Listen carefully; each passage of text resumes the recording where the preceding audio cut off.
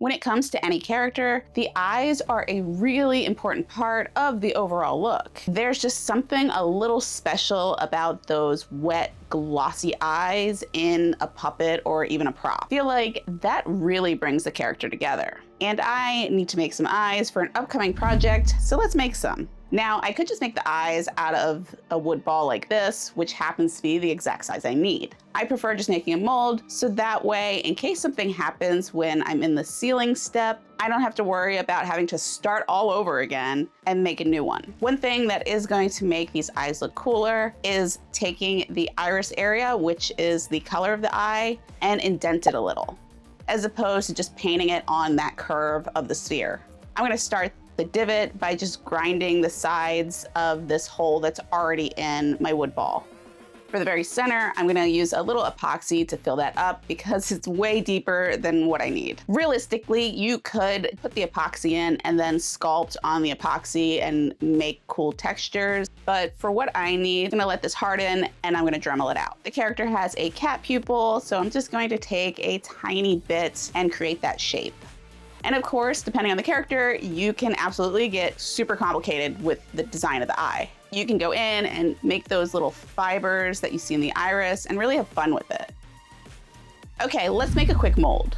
I'm just gonna cut the bottom out of this paper cup. It happens to be the exact size I need. I'm gonna hot glue the eyeball onto a flat surface. I'm using some foam core, but really any kind of flat surface will do. I did mean to do a couple clear coats over the eye before I molded it because there is a little bit of wood texture, but I did forget to do that step. I'm gonna glue down that cup and keep the eyeball pretty center. Now the silicone will absolutely leak under any of those cracks, so you really wanna make sure that you hot glue the bottom really well. Make sure that it isn't touching the sides of the cup. And as far as creating the walls for your mold, you just want something that will be able to hold the product until the mold sets. But there is definitely advantage to using a paper cup, and we'll get into that later. There's a bunch of different molding silicones out there. I'm personally using 1065. Whatever molding silicone you end up using, it will work fine. And just make sure you follow the proper instructions for whichever product you choose to use. I'm gonna mix everything together, and then I'm gonna pour it slow and pretty high. I want a very narrow stream of silicone. That's gonna help pop the bubbles as you pour it in. In a perfect world, you would just throw it in the evacuator to get rid of the bubbles before molding.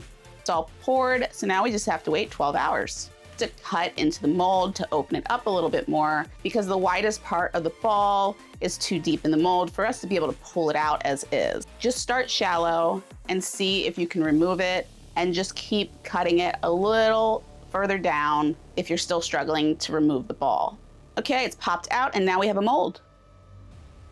We can make as many copies as we want. I'm using Smooth on Smooth Cast. This is just a 2-part urethane plastic. You can use all kinds of different products. Now remember, there was a reason I said I was using a paper cup, and that's because it's a standard size, and I can just grab another one and the mold fits in perfectly. And it also helps to seal up those cuts we had to put in to get the original eyeball out. Now you have an easy way to make sure your product isn't just gonna leak all out of your mold. I'm gonna be making small batches of the urethane. Nobody's gonna see the back of these things, so I figure I might as well just fill them hollow. It's gonna save me on product, and I just didn't see a reason to fill these to the brim. If you're gonna be running it hollow, you just wanna make sure that you're constantly rotating it and getting that product all over the inside, and also making sure that there aren't gonna be any thin spots. And I continue doing this even as it starts to thicken. Make sure it is fully set before you pull this out because you don't want it to warp. I'm just gonna take it out of the cup and gently pull it apart, remove the eye.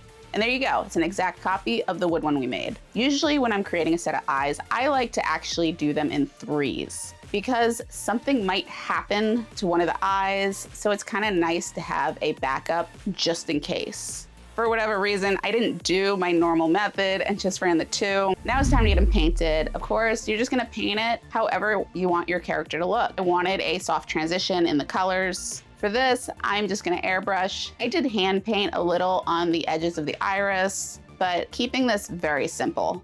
Airbrush a little darker color, and obviously there's a ton of overspray. Just gonna take a wet Q-tip and clean that up.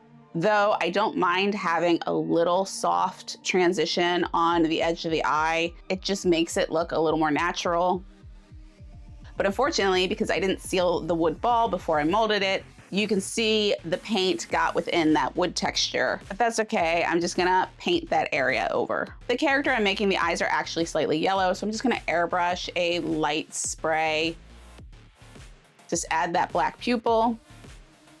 Now for sealing this, I'm just gonna be using UV resin. You're gonna wanna elevate them so that any dripping can drip off the eye. I'm gonna start with filling the divot first because I wanna do it in smaller stages. The UV resin does get hot and I don't want it to pull away from the eyeball. I'm using a UV flashlight to cure the resin. And here's exactly the reason I like to make 3 at a time. You can see where it kinda pulled away from the eye, so it's leaving this weird kind of texture. It's fine. I'm not gonna worry about making another eye. Now I just want to do a layer all over the entire eyeball. I use a little wood stir stick to help smear the product around. Also, I should note, when using resin, make sure you're using all your safety equipment. That includes a respirator and gloves. Lightly hit it with a flame. This is gonna help pop all the little air bubbles. And if you don't get everything all covered in one go, you can always just go over with another layer. Aside from that little bit where the resin pulled away from the pupil, they came out pretty cool. Now I'm off to use these bad boys in my final project, and if you're curious of what I'm using them for, be sure to click over to the next video and I'll see you there.